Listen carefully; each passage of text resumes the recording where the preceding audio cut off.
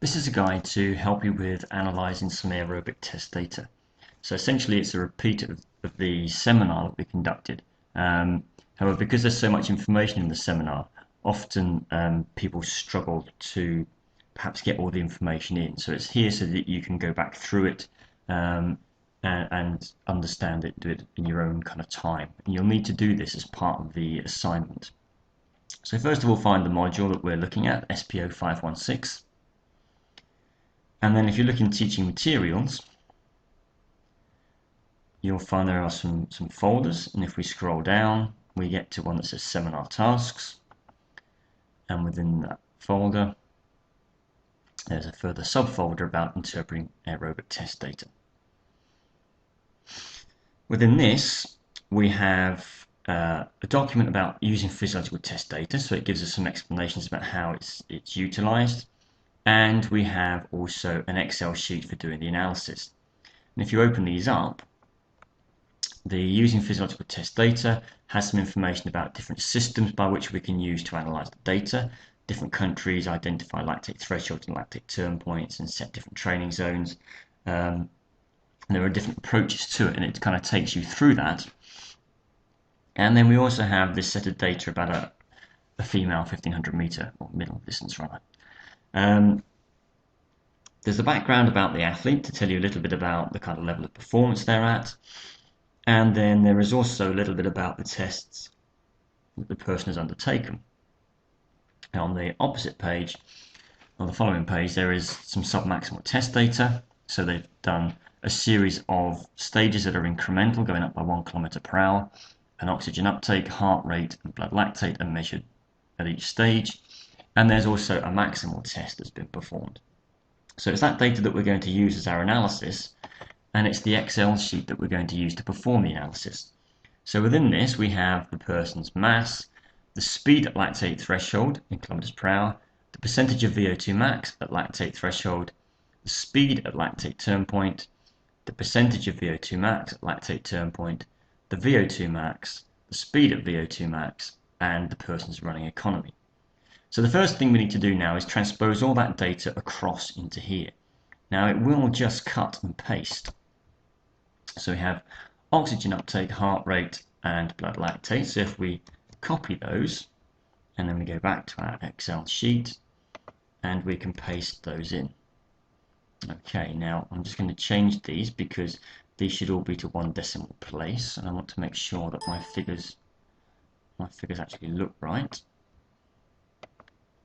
There we go. Okay, so to calculate running economy, we need to convert from litres per minute into millilitres per kilogram per kilometre. And so we can do that by setting up a formula.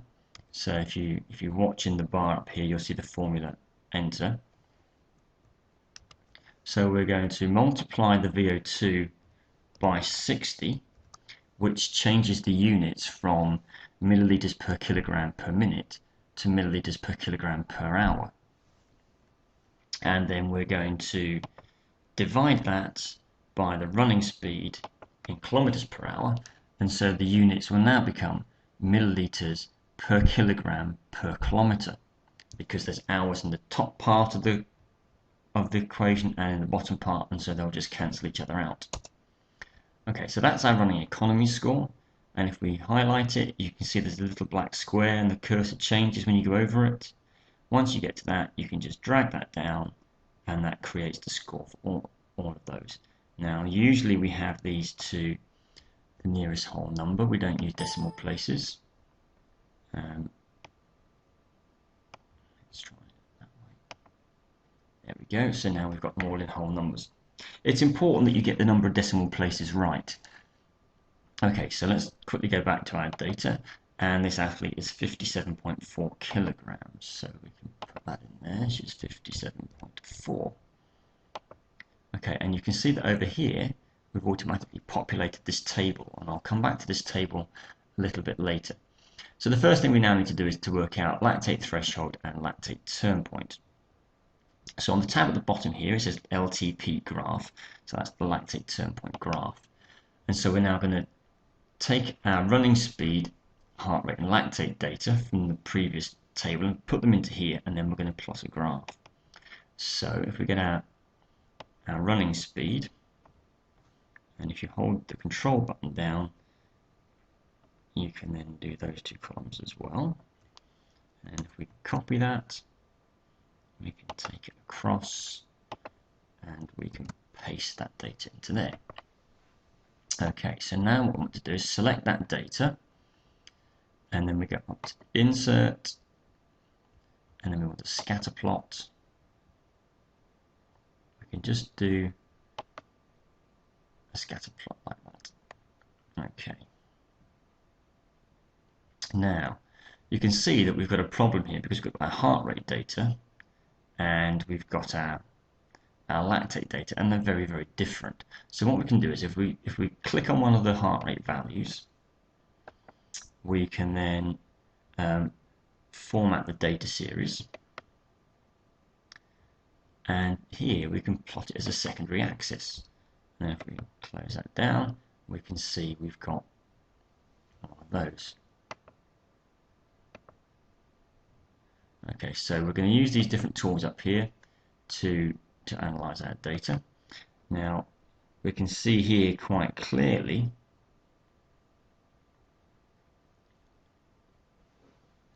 our blood lactate scores and our heart rate scores. Now we can change the heart rate scores again if we want to.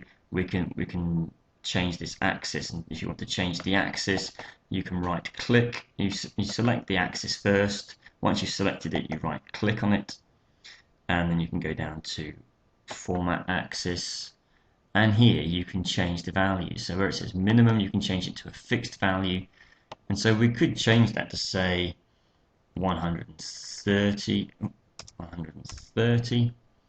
and for a maximum maybe we could say 190, and then have it going in 20s, and when we close that, we can see this changes, and we can do the same for our speed because we have a very narrow range of speeds.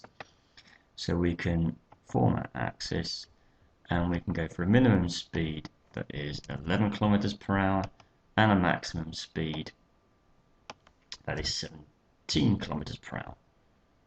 Okay, so then we start to have our data, and we can see there quite clearly how it looks. And if we look at our blood lactate scores, we're now looking for the lactate threshold, which is the first deviation away from baseline. So we can see through here, we've got 3 points in a row that constitute our baseline, and then the scores start to rise. So that would be our first deviation from baseline. And so we would have 13 kilometers per hour as our speed at lactate threshold. So now we can go back and we can put in 13 kilometers per hour as our speed at lactate threshold. If we go back to our graph, the next thing we're looking for is we're looking for a second sharper rise. So if you imagine that from this point you draw a line that goes through the next few points, and so it goes through there, we can suddenly see that there's a deviation. Again, it goes up steeper from here. So we have a line going through from 13 through 14 through 15. It's a straight line. You can draw it on with a ruler if you like. And so we can see that at 15, the points suddenly start to accelerate again, going up there. So 15 would be our lactate turn point. So if we go back, we can now type in there 15 as our lactate turn point. So for the percentage of VO2 max lactate threshold, what we can do is we can look at the VO2 at 13 kilometers per hour, and it's 45.4, and we need to know the VO2 max first. So if we go back to our data sheet, here's, sorry, just scroll there using my mouse. We can see that this person has a VO2 max of 68.7. So if we come back here, we can put in 68.7 as her VO2 max. And so now we take the VO2, which is here, 45.4, at 13 kilometers per hour, which is our speed at lactate threshold, we divide it by the VO2 max, which is 68.7, and then we multiply that by 100. So I find the calculator function, and in here we can type 45.4, and we can divide it by the VO2 max, which is 68.7, and that gives us 0.6608. So that's gonna, if we multiply that by 100, we get 66.08. So we want that to one decimal place. So that's going to be 66.108 rounding up. And then we want to work out the percentage of lactate the percentage of VO2 max at lactate turn point. So we know that's at 15 kilometers per hour because it's here. And so the VO2 is 52.4. So we do exactly the same thing. This time we put 52.4 and we divide that by 68.7. And then we can multiply that by 100 and we get 76.3. Okay, 76.3. So we now know the percentage of VO2 max at lactate threshold and lactate turn point. We now want to work out the speed at VO2 max. Now to do that we have to do a small regression. So we need the running speed and the VO2. So if we take our running speed and VO2, we take those values and we copy them, put them into the running economy graph and paste them in there. And now we can plot these two. So we do exactly the same thing. We do insert, scatter plot, and we can plot our values, and there they are like that. Now this time we don't really need to rescale because we don't have to read anything particularly off the graph. What we're now going to do is, this is our relationship between oxygen uptake and running speed. And so we now want to know what the slope of that line is and what the intercept is likely to be. So if we select one of the data points, or we select the data points just by left clicking on them, if we now right click, this dialog box opens, and if we go down to add trend line, we can now start to put a trend line through. We want it to be a linear line. We want the equation to be displayed on the chart, and we want the R² value to be displayed as well. The R² tells us about how good the fit of that line is. And so our equation is placed on there. So in this case, y is the VO2 on the left-hand axis, and the x is the running speed.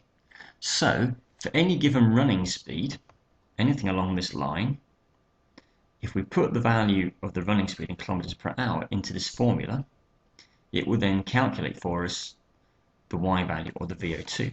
So we can work out the oxygen uptake, or we can estimate the oxygen uptake for any given running speed. But we have it the other way around. We actually have the VO2 max, and we want to work out the running speed associated with that. So we have to rearrange our formula. And so that becomes a little bit more tricky. So what's going to happen is we have a y value, which is our VO2 max, and to that we're going to subtract this 0.2857, and then we're going to divide it by the 3.4714. So we get our calculator up. Our VO2 max was 68.7. We're going to subtract, so we do the opposite of what's on here. So instead of plus, we minus. So we subtract 0.2857 and then press enter, so we get that. And now instead of multiplying by 3.4714, we're going to divide by that amount, because we're doing the opposite to move it to the other side of the equation. So divide by 3.4714. And that gives us a value of 19.7 to one decimal place. And that is our speed in kilometers per hour for our speed at VO2 max. So we go We go back to our analysis and we have 19.7. Now the running economy, we can see here that we've got pretty much the same values all the way through. And that there's no definitive way of doing this. Some people choose to take an average of all of those values. And some people say that in order to measure economy, you must have steady state values. So you can only use values that are below the lactate turn point. So in this case, that would be those.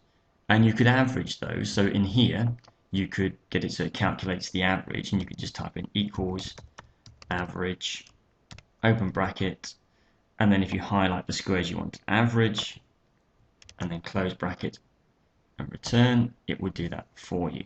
So that's given us the value there, but we want it to the nearest whole number, and so we get 210. So now we have our profile completed for this particular athlete. And now we can start to do some analysis on how good these scores are. So there are a number of ways in which we can do it. We can compare it to the norms in a way that we've done previously in the module, and we can have 90% or 95% confidence intervals based on the technical error of measurement for these tests. And also we can compare to some of the other values within the literature. So here you can see the scores that we've got, and then you go on to do your analysis based on the literature. So we can compare to Ingham's scores, for example, or we can compare to some of Laundry's scores. And this is a very nice part here, this bottom box. This is based on the data from Ingham, and they actually have prediction formula. So here's their data from athletes that have been at the EIS that they've tested. That's the average mass, the running economy, and the VO2 max. And these are our values for our athlete by comparison. And in this box, they have a predicted velocity for 800 meters, which is 6.32 meters per second. And that velocity gives a predicted time of over 800 meters of 126.66 seconds, or 2 minutes 6.66. And then they have a predicted velocity over 1500 meters, and again they have a predicted time. Again, this is in seconds, so you'd need to divide by 60. So 260 seconds would give you 4 minutes 20. And here we have our athlete. Our athlete has a predicted time of 120 seconds over 800 meters, and a predicted time of 2 minutes 7.97. So pretty much, 4 minutes 7.97. So almost 4 minutes 8 seconds for 1500 meters. And if we look back to our case study data, we can see that on the information, she's currently running 2 minutes 5 and 4 minutes 21. So this is not a strength or a weakness, but this is just telling us that actually there's a lot of untapped potential here, really. For someone with that kind of physiology, she ought to be able to do a little bit more with it. So we can do analysis very simply, and then we can go on and we can do some further sort of interpretation of that data. But that's the essential part of how you interpret the data.